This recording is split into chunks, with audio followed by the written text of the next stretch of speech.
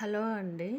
ఈరోజు మనం థ్రెడ్ లేకుండా నార్మల్ హాఫ్ పట్టు క్లాత్తో పైపింగ్ ఎలా వేసుకోవాలో ఈరోజు మనం సింపుల్గా ఈజీగా నేర్చుకుందాం.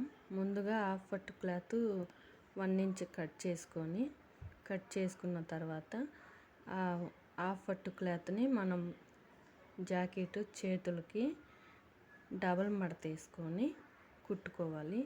ఈ విధంగా ఒక కుట్టు వేసుకోవాలి. పాదం ఖర్చు పెట్టుకొని వేసుకున్న తర్వాత అదే విధంగా మనము ఇంకో వైపు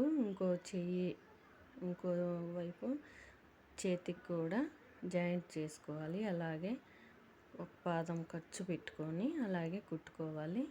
ఇప్పుడు మెడకి కానీ డబల్ మడత వేసుకొని నిదానంగా ముడతలు లేకుండా చూసుకొని కుట్టుకోవాలి. ఈ విధంగా భుజం దగ్గర ఖర్చు అనేది వెనక పట్టుకెళ్ళి అనుకొని కుట్టుకోవాలి.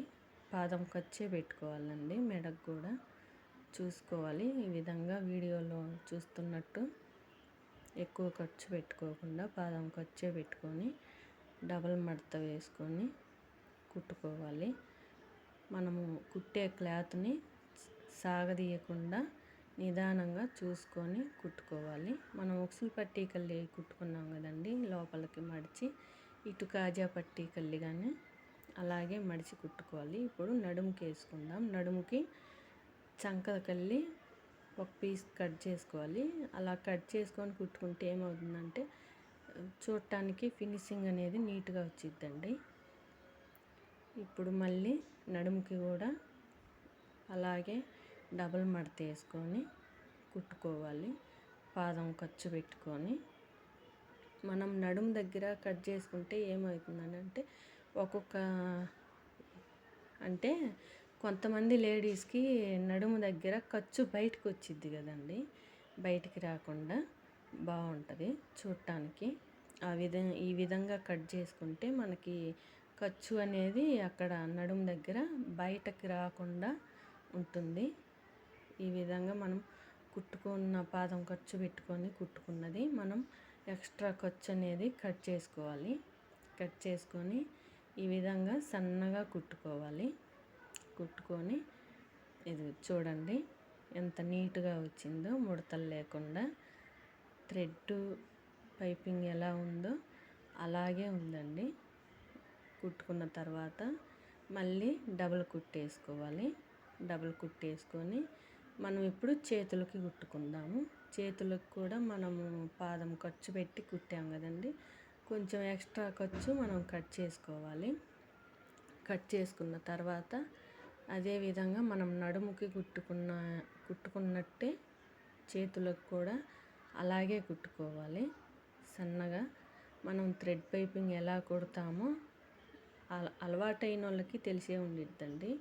థ్రెడ్ పైపింగ్ ఎలా కుడతామో అదేవిధంగా మనం ఇలాగే కుట్టుకోవాలి. థ్రెడ్ పైపింగ్ లాగే అదే ఖర్చు పెట్టుకొని ఆ చెయ్యి అయిపోయిన తర్వాత ఇంకోవైపు చేతికి కూడా ఎక్స్ట్రా ఖర్చు అనేది మనం కట్ చేసుకొని ఈ విధంగా మళ్ళీ మడుచుకొని కుట్టుకోవాలి.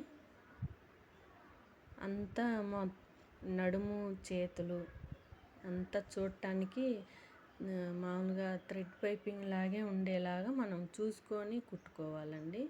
ఎక్కడ కూడా ఇంచులు మించులు రాకుండా చూసుకొని మనం క్లాత్ అనేది సాగదీయకుండా, హాఫ్ పట్టు క్లాత్ సాగదీయకుండా రెండు సమానంగా కుట్టుకున్నామంటే మనకి పైపింగ్ అనేది ఒకే లెవెల్లో వచ్చిద్దండి.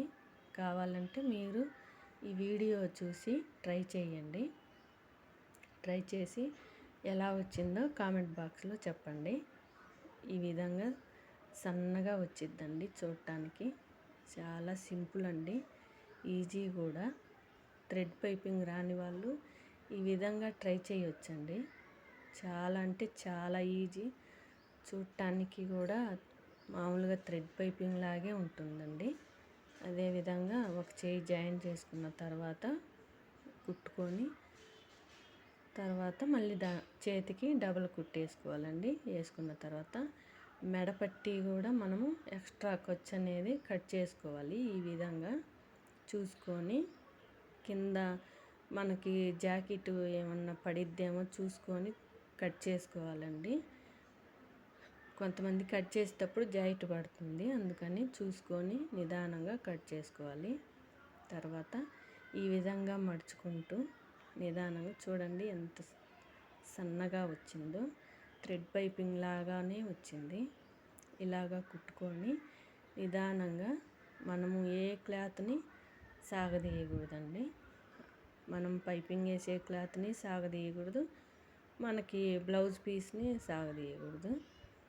ఈ రకంగా సాగదీయకుండా నిదానంగా చూసుకొని కుట్టుకోవాలి.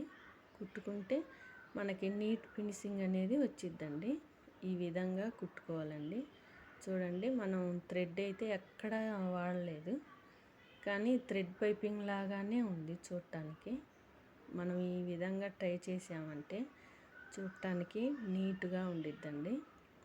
లాస్ట్ కాజా పట్టీకల్ని మడుచుకొని ఈ విధంగా కుట్టుకోవాలి. చూడండి ఎలా ఉందో. కుట్టుకున్న తర్వాత అక్కడక్కడ కొంచెం కట్ చేయాలండి, లోపల మనం పైపింగ్ వేసేది.